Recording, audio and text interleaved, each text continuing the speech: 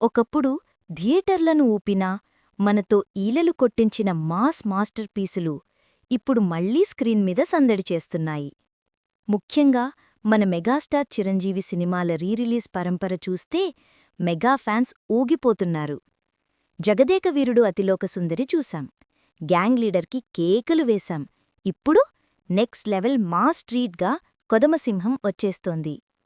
Re-release సందర్భంగా ఒక వీడియోలో చిరంజీవిగారు షేర్ చేసుకున్న ఇంట్రెస్టింగ్ విషయమేంటంటే, కౌబాయ్ సినిమాలు నాకు ఇష్టమే, కానీ ఇలాంటిది చేస్తానని ఊహించలేదు.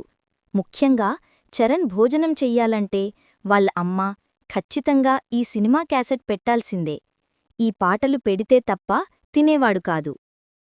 అసలు ఈ మ్యాజికేంటి? టికెట్ రేట్లు పెరిగినా హౌస్ఫుల్ బోర్డులు పడుతున్నాయి. కొత్త జనరేషన్ ఈ 90ల మాస్ కిక్ చూసి అవాక్కవుతోంది. క్లియర్గా చెప్పాలంటే నాస్టాల్జియా అనేది ఇప్పుడు కలెక్షన్ల కరెన్సీగా మారిపోయింది. థియేటర్లు నిజంగా టైం ట్రావెల్ చేసి 90లోకి వెళ్ళిపోయాయి.